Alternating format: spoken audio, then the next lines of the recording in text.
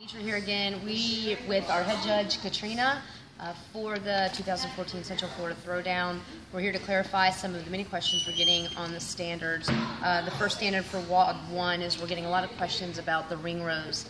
Can you kip the ring rows? You may kip the ring rows. The way that it's going to work is we're going to have a line directly underneath the ring. So your foot's going to have to stay to behind the line, okay, so that the standard is fair for everybody. You may kip it, but the knees must stay locked out during the kip. Kipping is fine, but no knee bend. We're not allowing that, okay? So I hope that clears that up for you. Now, the beginners, we have decided to change the standard up for the beginners. The weight is still the same, but we're going to go with the Russian kettlebell standard for both men and women beginners for WOD 2. So the way that those are going to work is typical kettlebell swing, but it has to come to the face height. We want at least the your arms to be, go ahead, Rocky, to be parallel with the floor. So give a big hit thrust. Okay, so we want to try to get the kettlebell swinging straight out. There we go.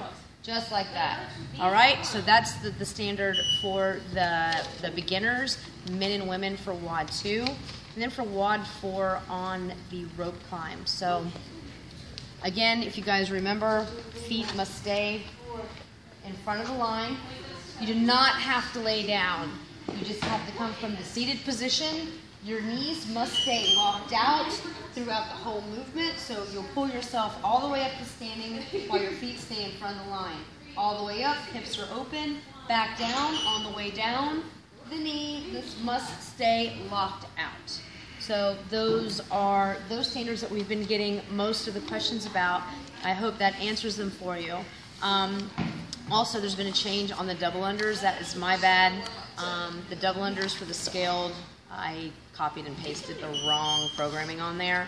So there is 100 more double unders. So go look at your division and check those out. And I also want to give you guys a heads up that we're looking to get the schedule and the heats and everything out to you by the weekend, at the latest on Monday. But we want to go ahead and give you all a heads up. A lot of athletes coming through, and for the quality of the event, we are running through one WOD at a time, which means there's going to be pretty long wait times between your first WOD and your second WOD.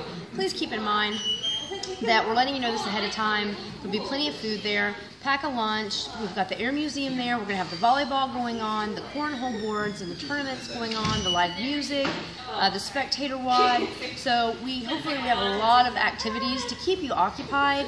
It also gives you a lot of time to actually eat, fully recover and digest, and get ready for your next WOD. We want you guys to be prepared for that.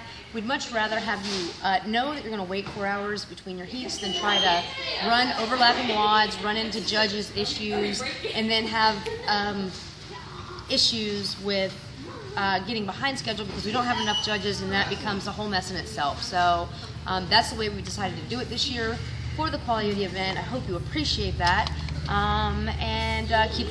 Keep the questions coming. We'll get those heat schedules out to you at the very latest on Monday. Thanks, guys.